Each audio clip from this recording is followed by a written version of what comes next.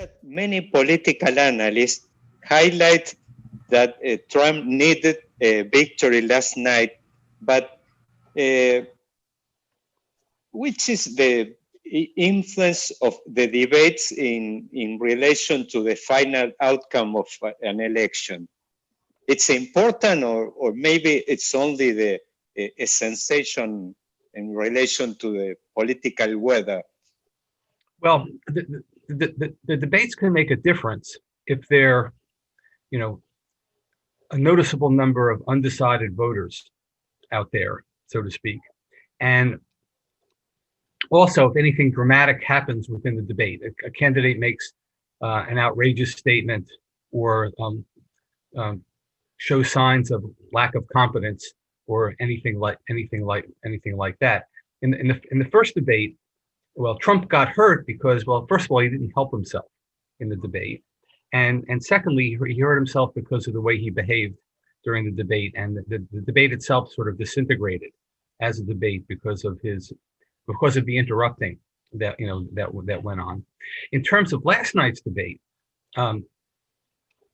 if you believe the polls, Trump is perhaps significantly behind, to such an extent that he really needed to try to make up ground in some fashion, and he had to do better than in the previous debate, and to try to be a little bit more civil and a little bit more presidential, and I think given the particular rules for the debate last night, I think both candidates benefited from the fact that they were really restricted in terms of speaking for 2 minutes uninterrupted, because the moderator could turn off their microphones, and so that worked out pretty well. And Trump came across much better, especially at the beginning of the debate.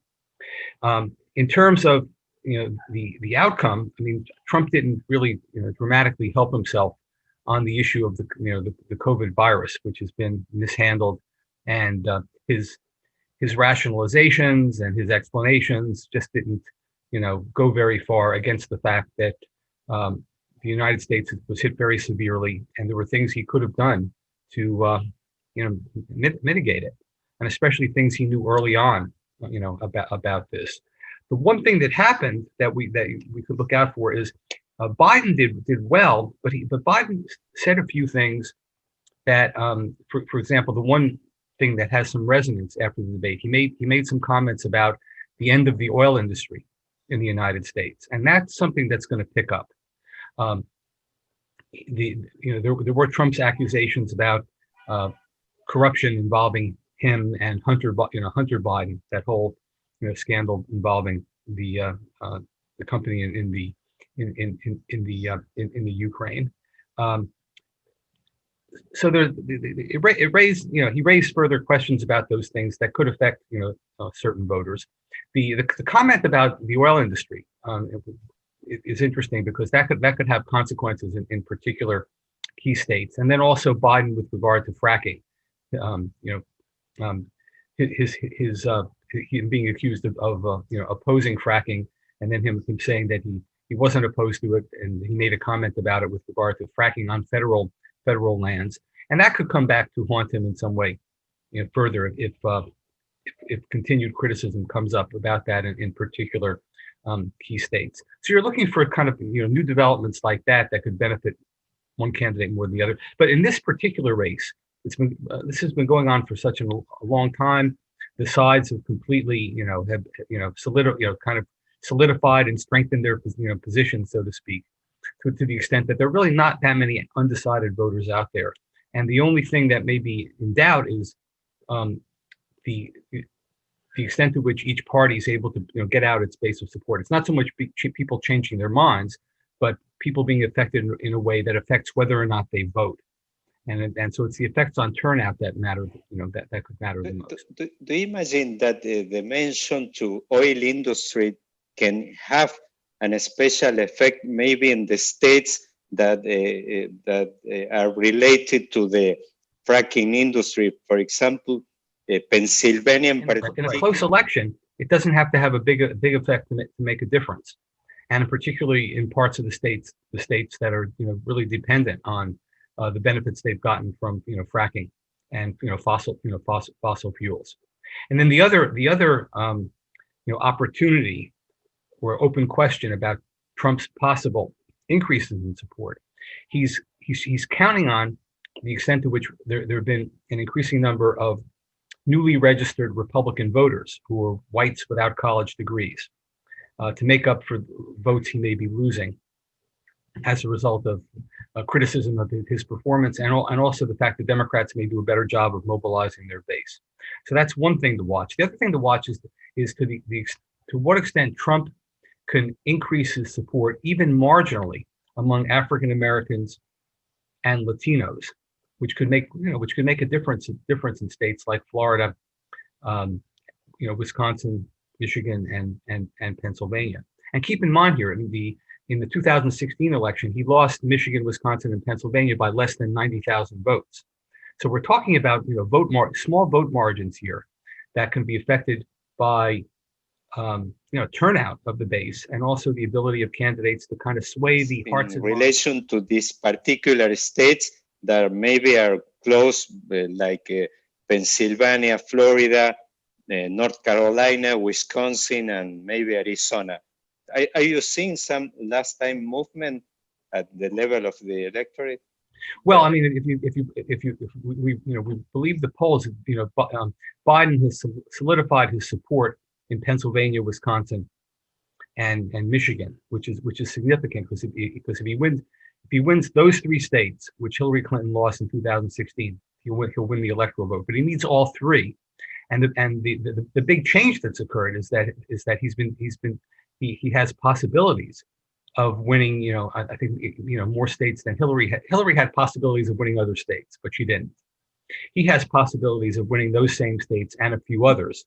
And the question is, will he benefit from the fact that he's not disliked to the extent to which Hillary Clinton was disliked?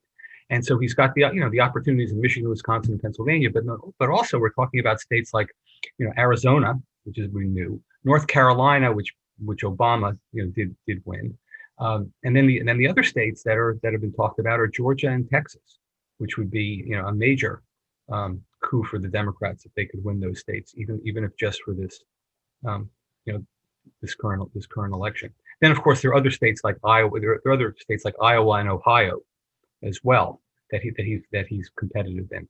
But Hillary was competitive in as well.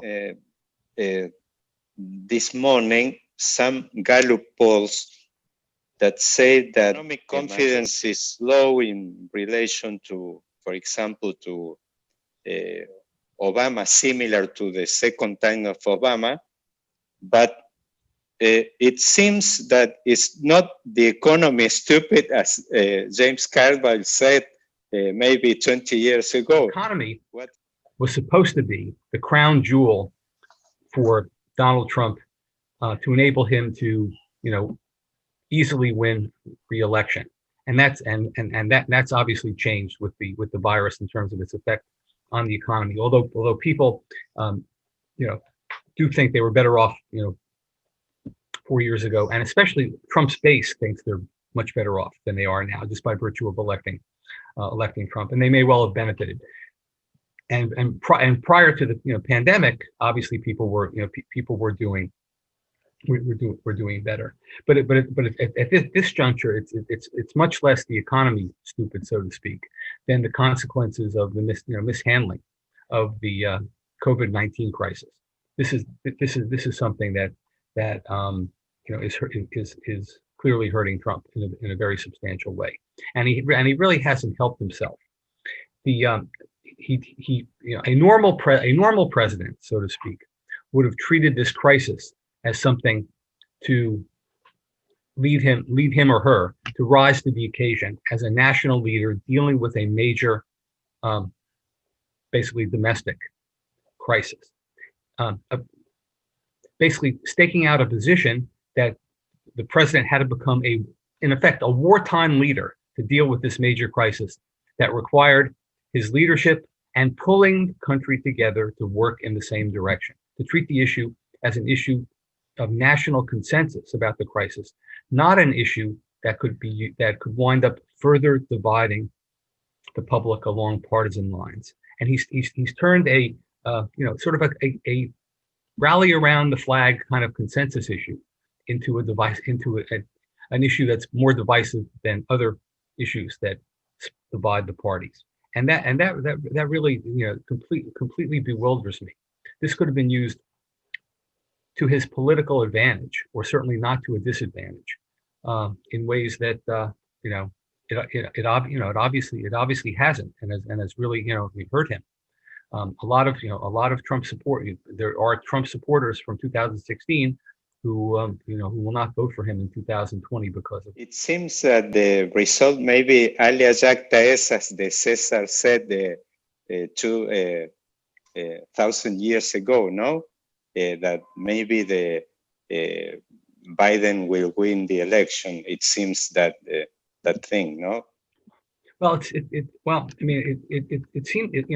seems that way. I mean, a lot can happen in 10 days, and the polls could conceivably be off the mark because of biases in the polls. But right now, Trump is really in a difficult position, as I see it. That's winning as Georgia, maybe winning Florida. Oh, he could win by a very substantial amount, a number of electoral votes, and more importantly, I mean, the other issue is that he just needs 270 electoral votes to win the presidency. So getting more would be important, because it would show a sufficiently high level of support, which would obviously mean a very high level of support in the national popular vote. And he needs this to translate into enough votes for the Democrats so that they can get majority control of the Senate. That is, without majority control of the Senate, he's going to be constrained as to what he can do, and that's whether they get rid, a majority would be enough to do the kinds of things he needs to do. It would be better if he had 60 that was filibuster proof, but he can do a lot with a majority. And the key thing he can do with a majority is he can appoint federal judges to help rebalance the courts. I was watching last night Trump in the debate, pointing his experience in relation to his personal experience in relation to the COVID-19. He seems to use it. He's trying to use it in such a way to show that his recovery is indicative of the country's recovery from the COVID virus, even though he was sort of an exceptional case in the sense that the kind of care he got is not the same kind of care an ordinary American would get with regard to the virus. Also, he could have treated it very differently. He could have used it as a way of showing the kind of threat that's posed by the virus, because it's threatening the highest levels of government in the United States. It's in the White House of all places, and he could have used that to turn the country in a direction that would lessen the danger posed by the virus. He could have used it as a way of encouraging people to do social distancing, wearing masks, and not locking down the country, but just taking these kinds of necessary public health precautions to basically control the virus. But he's chosen not to do that. Okay, Bob.